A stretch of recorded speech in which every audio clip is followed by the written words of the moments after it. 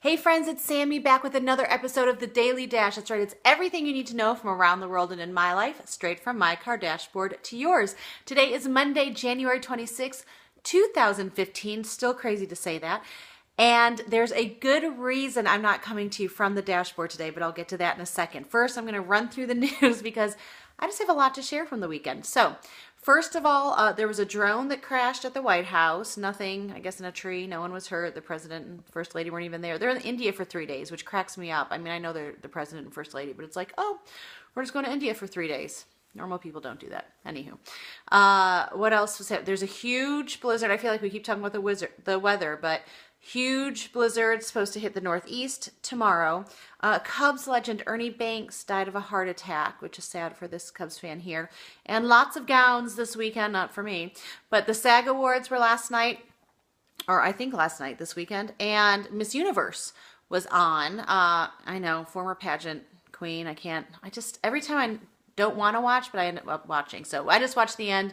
Miss USA was first runner-up, but Miss Colombia ultimately took home the crown.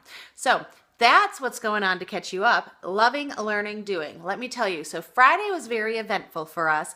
It's our family fun night.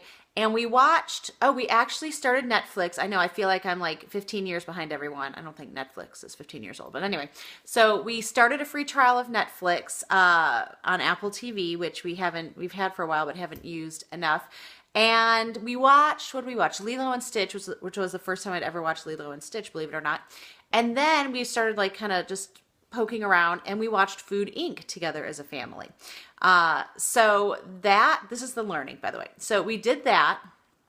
It was very interesting. Karis started sobbing uncontrollably not long into it after seeing how some animals are treated at farms. And we considered stopping it, but we're like, this is how life change happens. Like, we've been trying to eat healthy as a family for a long time, but kids don't always listen to their parents. So it just made such an impact on them. They're like, we have to go to Whole Foods tomorrow. We have to start eating better. So it's been interesting. We've been making smoothies from Bethany Hamilton's book. And yeah, so it's just, I think just that knowledge of them seeing it for themselves, why it's important. We said we don't have to become vegetarian or only do that, but you do have to eat better. You need to know where your food comes from. So we're in the process of educating ourselves better on that, finding some other places in Tennessee to get our meat and vegetables and all that sort of stuff. So anywho, that was a big deal.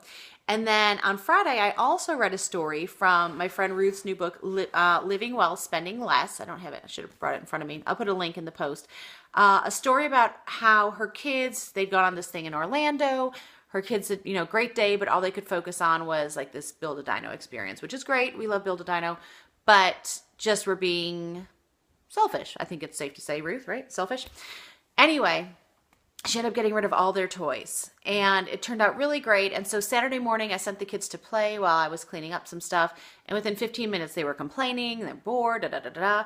So I took Ruth's book, walked upstairs, and read them the passage. It's up from a chapter on how having more does not always equal more joy, and just calmly told them that we were getting rid of all the toys, except for I let Karis keep her American Girl dolls, and because I feel like those are really enriching for her, the books, what she does with them, the nurturing that comes with it. And then I let Britton keep his Legos.